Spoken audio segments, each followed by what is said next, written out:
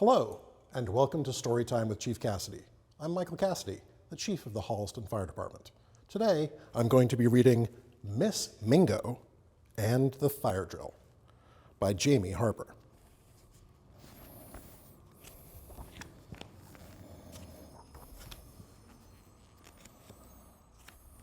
It's Fire Safety Week, Miss Mingo announced in her class on Monday morning in early October. We'll be learning what to do in case there's a fire.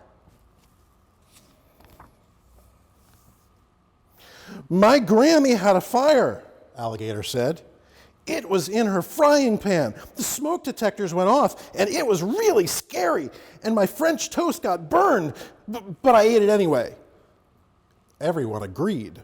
It sounded very scary. Panda started barking. Elephant trumpeted. Bird growled. And Monkey honked. I'm afraid of smoke detectors, he admitted. What's wrong with your nose? Asked Bird. But before Monkey could answer, the room started to shake. Elephant was stomping his feet and flapping his ears. I'm afraid of fire trucks, he cried. Now, let's simmer down, said Miss Mingo. I know fire can be scary. Just thinking about it makes me want to hide behind my friends. But I know I have to follow the rules when there's danger. So today, we have a visitor coming who will teach us how to be safe and well prepared. At that moment, a very big bear entered the room. Good morning, he roared. Snake hissed loudly and puffed up his body as much as he could. Pig darted away from the bear and dove under Miss Mingo's desk. No need to be afraid, Miss Mingo reassured them. It's just Chief Grizzly under all that gear. The chief removed his mask. Firefighters need to wear all of this to be well protected, he said. It's called turnout gear. Frog said proudly, it can weigh up to 70 pounds. It didn't take long for the class to warm up to Chief Grizzly.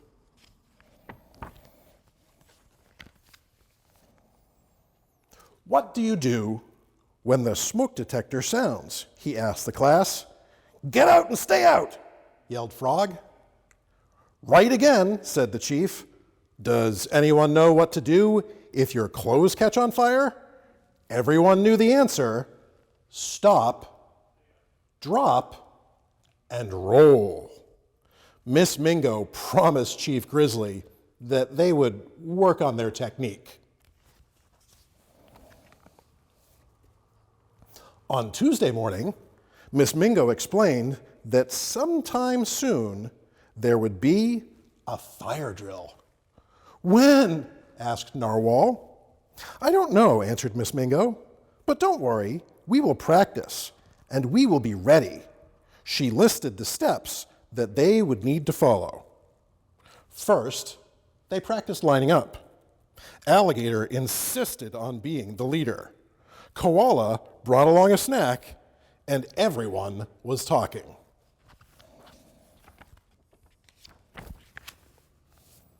Remember, said Miss Mingo, everything stays here in the room. Even my eucalyptus? Asked Koala. I can't leave it behind. Koala was so upset that he started rubbing his chest and growling. Phew,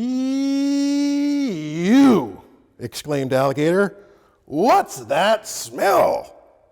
She dropped Koala's hand and ran to the end of the line. Oh, my, said Miss Mingo, opening up a window. Why don't we practice some more outside? Today, we will take the primary route to get outside, Miss Mingo said as they left the room. That's the most direct way out and the closest to a building's exit.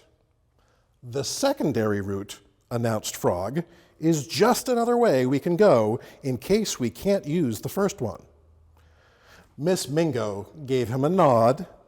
There was lots of noise as the class made its way through the halls. Finally, Miss Mingo's class made it to the meeting spot outside. Miss Mingo called each student by name. When Panda didn't answer, she scanned the schoolyard. It didn't take Miss Mingo long to spot her wedged in a tree, all curled up. "Panda, why aren't you in line?"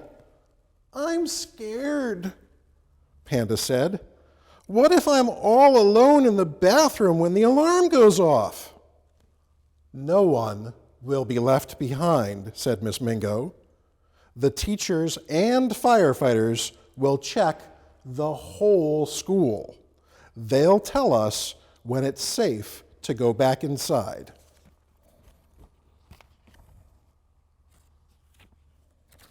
On Wednesday, Miss Dillo, the lunch monitor, came to eat with the class while Miss Mingo ate in the teacher's lounge. Suddenly, a loud sound ripped through the classroom. "Excuse me," said Hippo, wiping his nose. "It's the fire drill," yelled Cockroach. No, it was just a sneeze," cried Hippo, but no one heard him. Giraffe was so frightened that he tipped over his chair. "Stop everything, please," Miss Dillo said. Cockroach was hissing loudly, which made Centipede mad. "Stop," Hippo yelled. "It isn't the fire drill." "It's a real fire?" Alligator screamed. Miss Dillo rolled herself into a ball. Alligator thrashed her tail wildly. Thwack! Everyone stopped to watch Miss Dillo fly across the room, right into Hippo's mouth. Pelican smacked him on the back, and out popped Miss Dillo. She rolled out of the classroom just as Miss Mingo returned from lunch. "Mercy me!" Miss Mingo cried. Friday morning, students trickled into the classroom. Miss Mingo reviewed all they had learned about fire safety one more time. During the morning meeting, a siren blasted and bright red lights flashed. "It's here!" hollered Pig. "It's the fire drill!" Octopus cried. He squirted a cloud of ink into the room. But the class stayed calm. Narwhal helped some of his classmates to the doorway, where students began to line up with their buddies.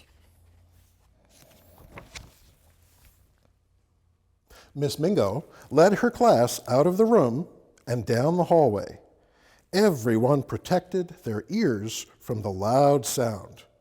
There was no talking, there was no running, and no one stopped at the cubbies, although Alligator tried. The students were just about to exit the building when they found Chief Grizzly blocking the entrance with a sign that read, "Fire." He smiled and then winked, and they knew that this was a special test. Frog nodded, and the class filed out using the secondary route. Outside, the class formed a perfect line and stood in perfect silence while Miss Mingo called out every name. They were the very first class to be ready. Miss Mingo was so proud of her students, and so was Chief Grizzly, who rewarded them all for a job well done. The end. For Storytime with Chief Cassidy, thanks for watching.